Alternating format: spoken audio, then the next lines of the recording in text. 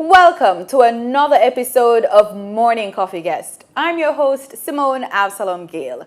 Food is a big part of our Caribbean culture. Nothing tastes better than jerked chicken, fried chicken, plantains, breadfruits, dumplings, pastries, and sweet things like zadas, cakes, and drinks. However, the way we prepare food, or portions, and how often we eat the food we eat is a problem. The Caribbean has the highest burden from non-communicable diseases in the Americas, driven by an epidemic of adult and child obesity caused by the diet or nutrition transition. Stay with us. We have someone in studio who has often been called the fast food watchdog of the Caribbean.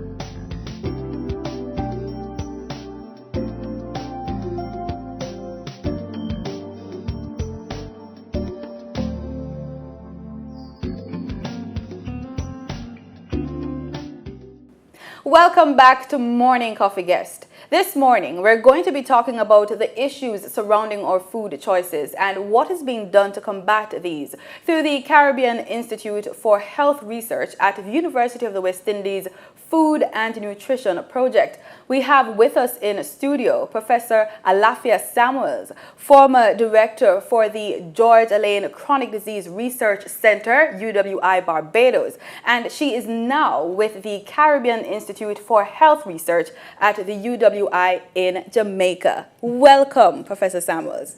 Thank you very much. Firstly, what is the problem with our food? I mean, the food choices we make today have been passed down for generations. Well, not exactly, because our grandparents never ate fast food. Our grandparents ate food straight from the ground, straight from nature. What is happening now is that we are eating a lot of ultra-processed food, tin food, fast food, French fries. Everybody is eating French fries 3 times a day. That is not good for our health. So explain the link, though, between those kind of food choices and NCDs. First of all, let's define NCD. Okay, so non-communicable diseases, the most common ones would be things like high blood pressure, diabetes, asthma, cancer, and of course you have heart attack and stroke, which are leading causes of death. All of those are non-communicable diseases, and they're actually called diet-related diseases, because a lot of the incidents of those diseases are traced back to what we eat. Let me give you an example. People in the Seventh-day Adventist Church, and you know they don't drink alcohol, they're vegetarian, so no meat, and of course they have the spiritual support of their congregation and so on. You know, they live 10 years longer than the rest of us. Really? Yes. That's the impact of a proper diet. Tell me about the impact on our economy, these NCDs. Right. Well, NCDs are extremely expensive. The Ministry of Health spends most of its budget on non-communicable diseases. The National Health Fund that, supports medication and so on, most of the money that it spends is on non-communicable diseases. And they estimate that about 80% of diabetes and heart attack and stroke and so could be prevented if we changed our lifestyle. So lifestyle would include the things that we eat as well as the kind of physical activity that we do. But let me just hasten to say one other thing. I wanted to make it very clear that this is not just about personal choice. We exist in an environment that influences what we do. And the marketing from fast food companies, big soda, big food. On the news, I don't know if I can say this, but just to say, when you watch the 7 o'clock news in the evening on the television, pure fast food advertisement. This makes a difference to what people do. So that's part of the issue also, that we are just being bombarded. And when last did you see an advertisement for a mango or an orange or a grapefruit? You make a good point. Definitely a good point. Who would think that those things would correlate, really? And I'm hearing also on the news that children are also being affected now. So it's not just because back in the day, persons would think that hypertension and those things only happen to older people. Diabetes only happen to older people. But no, children are being affected as well. Absolutely. And the childhood obesity rate is climbing very rapidly. And obesity among boys is actually right now climbing even faster than among girls.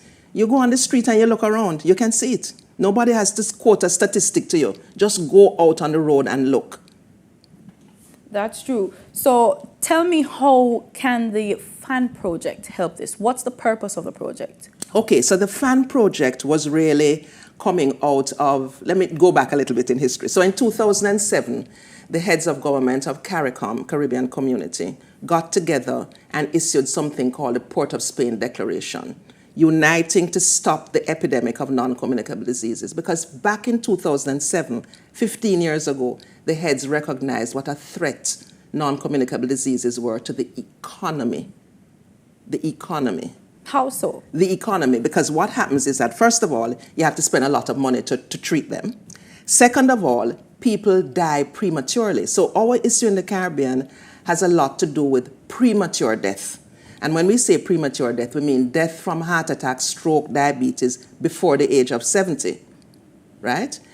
We have in the Caribbean up to double the premature mortality rates of, say, Canada and the United States. So where their people die in their 60s and 70s, or was dying in the 40s and 50s.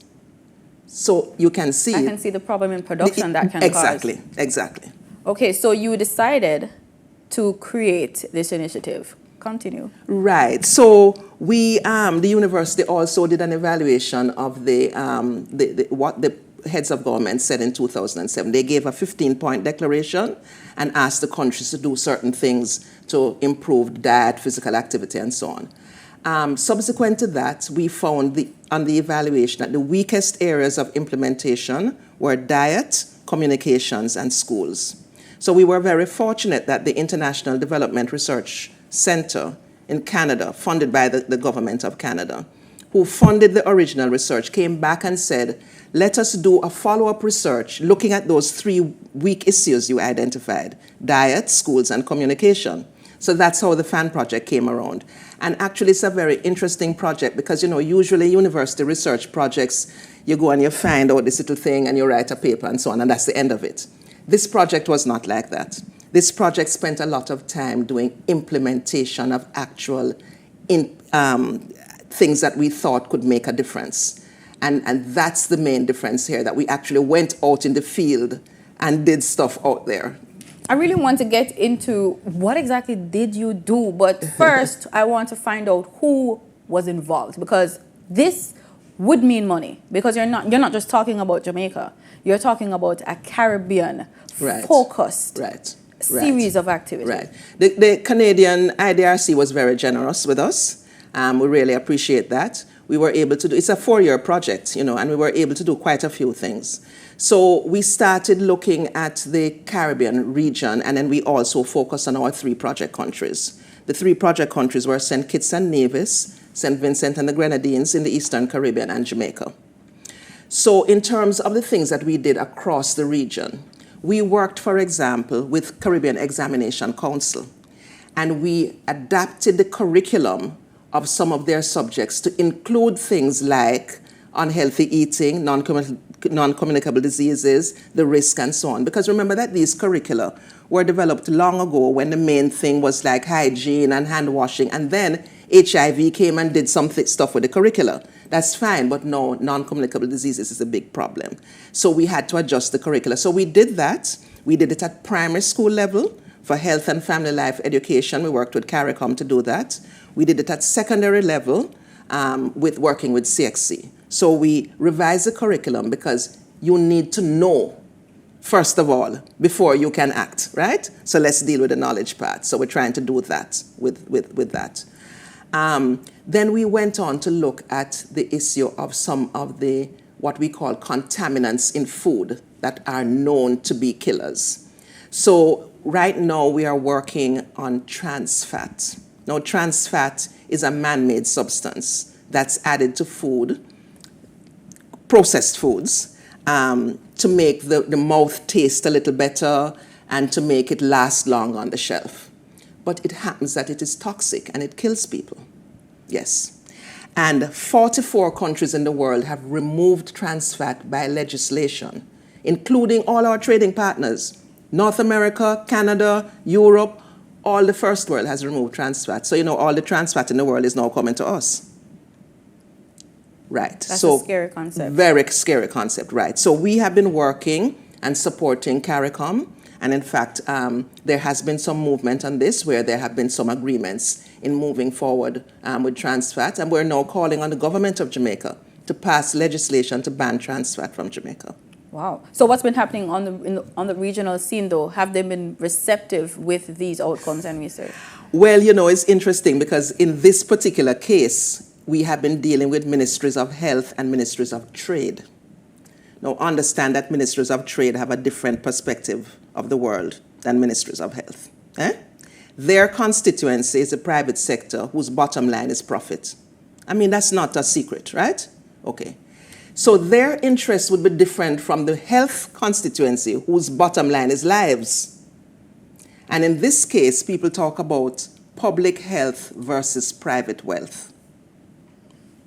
True. Might sound harsh, but the public's health is at risk. And we are hearing, well, the companies have to preserve their market share and the companies and so on. And we are saying, yeah, but people are dying. So we really need to take a decision and move forward to ban trans fats. Exactly. All right, we're going to take a quick break now. We're going to continue the conversation to find out what decisions have been made so far and also some interesting activities that's been happening at the UWI. Stay with us. We'll be right back with your morning coffee guest.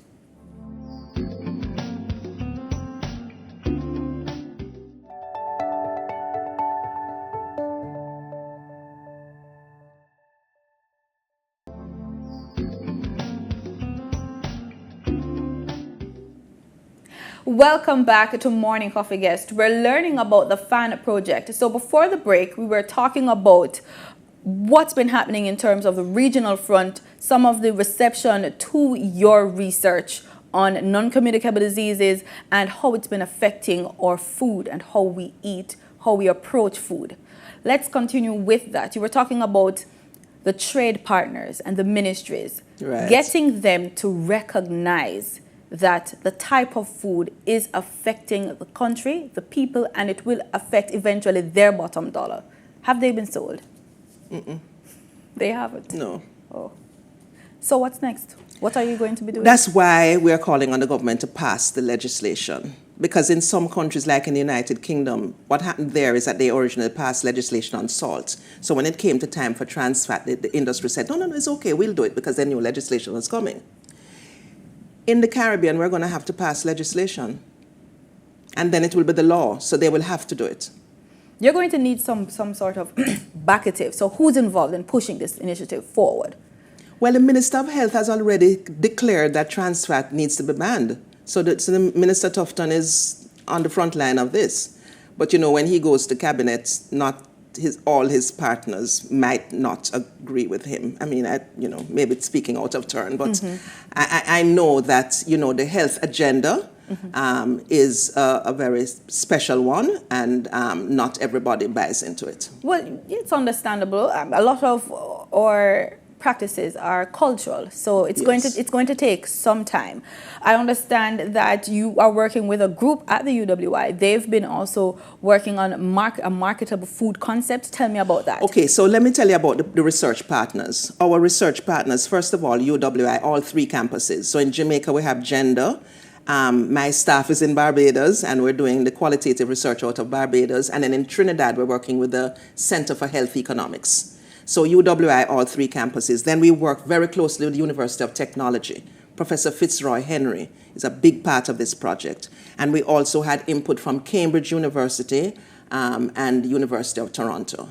And of course, funded by the IDRC Canada. So those were our academic partners. But then on the ground, we had partners in countries, ministries of health, ministries of education, ministries of agriculture. Those are our 3 main focus. And then we also worked with regional partners, the Caribbean Public Health Agency, the Pan American Health Organization, Healthy Caribbean Coalition, Food and Agriculture Organization, who actually funded the very first activity that we had on this project, was funded by the Food and Agriculture Organization. So they have been very good partners with us. That's good. So the Marketable Food Project, that's one of the activities. Right. So Marketable Meals is being run out of University of Technology, the Professor Henry, and he's working with the Jamaica Home Economics Association. So the idea behind this was a lot of quick service or fast food companies, including our local ones. We've looked at their menu, and our objective with this project is what we call increasing dietary diversity. We think people should be eating a rainbow of foods and vegetables every day. Fruits and vegetables of every color, because God gave them to us, because it's good for us, right? Okay, so what we said is that the quick service companies, maybe we can assist them by creating menus that are, number one, delicious, because that's the first thing. The food needs to taste good. Delicious, nutritious, and economical. And then we put it to them and say, well, here's this product. Would you like to try it? And then to kind of diversify their menu would be our objective. So we have been working with the Home Economics Association, running this competition, and in a variety of food like breakfast, snack food, lunch, one-pot meal, and so on. This competition to come up with meals that are delicious, nutritious, reasonably priced, and hopefully we might see some of them in the quick service restaurants. That's the idea. That's a very good idea, very creative. What's the response so far to it? In terms of the students who are involved and, the faculty, all of those persons, are persons receptive to the idea so far? People are receptive to the idea. It is going, no, COVID caused a big problem in the project. You can imagine a food project being done remotely. That is not an easy thing. That's true. You know what I mean? Mm-hmm. It's hard to taste food over the internet. But we have been able to make a little progress. We are still trying to get the quick service restaurants to talk to us. They will. I have utmost faith in this research, because we have to get it right. So let's move on to another group of people that you've been trying to get involved. Very interesting. The church. Oh, it's more than trying. We are. The church. It's Yes. an interesting concept. I've Yes. never heard in this context the church getting involved Right. to ensure that Right. nutrition is a topic of desire Right. within their congregation. Tell me about that one. Okay, so about a year ago, we got in touch with Reverend Newton Dixon, who was the president of the Jamaica Council of Churches at the time. And we said to him, we think that we have a common idea that can work for both health and religion. The idea is God created our body, and we need to respect him in the way we treat our body. And we also need to nourish our body with the things that he gave us directly from the ground. It doesn't have to go through 7 factories to make it taste good. It tastes good coming straight out of the ground. And so we said to the church, are you interested in this? Because, in terms of spirituality and the body's good health and so on. And their response was absolutely, because they minister not only to the spiritual, but also to the physical and the social. Yeah? Mm-hmm. So they were very interested, and we decided to take a very structured approach to it. So we developed 10 sermons and accompanying 10 Bible studies. And the sermons all have scriptures that talk about food. Yes? When the Jews were in the desert and God gave them manna from heaven, that was a vegetable thing, it wasn't meat. Right? So a lot of times in the Bible, when God fed people with fish, he did a lot of fish. You don't hear him serving meat, red meat, because red meat is not good for you. Once a week as a treat, but you need to be eating fish and chicken, basically.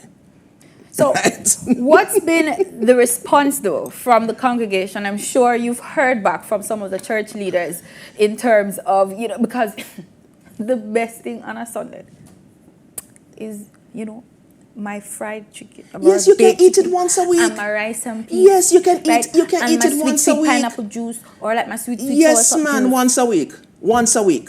So that would be on a Sunday. Yes, on a Sunday you do what you want. But the rest of the week you have to eat properly. All right, so the project is set to come to a close soon, though. Yes, at the end of June. What have you learned?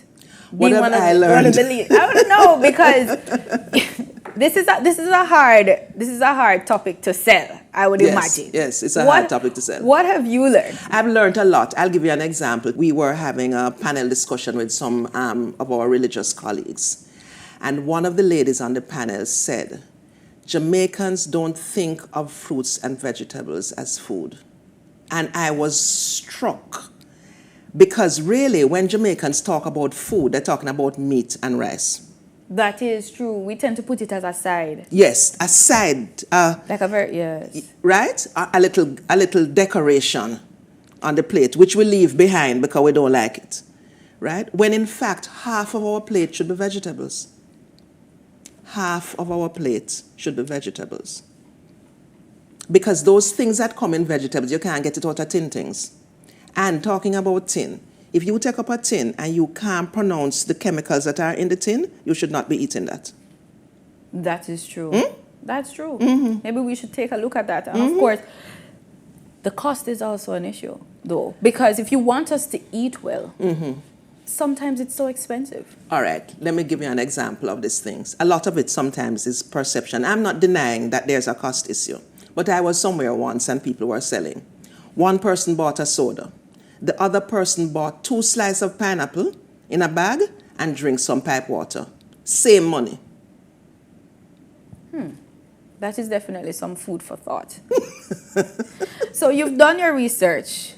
You're speaking with the government. I'm seeing it bear fruit in Jamaica. The government is about to pass policies in terms of nutrition within schools. They've passed the sugary drinks legislations. We also, one of the things that we have been doing that's interesting for Jamaica is that we've been working with Ashe Theatre Company. So the idea behind Ashe is this. The primary school children, remember I told you we revised their curriculum, right? Health and Family Life Education curriculum. And the problem is that HFLE is not an examined subject. And also, some of the teachers are a little uncomfortable because you can imagine a teacher who eats unhealthy and you are telling her to teach her children to eat healthy. And the children knows that she don't eat healthy, but she's trying to teach, you know what I mean? So we thought what we would do is to create some digital supports for the teachers and the children. And we had a competition where we had children writing stories to inform that process. And in fact, we had 3 winners from Jamaica. Yes. And then Ashe is now using their stories to create a kind of storybook. The dream was to have a Caribbean Sesame Street. We can still have it. Right. Dare to dream. Because I was about to ask, can we get you online? Oh, yes. Our website, www.foodforchangecaribbean.com. And everything is on the website. We have a lot of videos there because early in the project we did a lot of research on what people eat and why they eat it and so on. And we have videos from farmers across the region. One of the farmers' videos that struck me greatly was there was a farmer from Nevis, I think, talking about how much money he makes from farming. How much money he makes from farming. He sent 3 children to university through farming. So not only is it healthy, it's also profitable to look into eating healthy. Yes.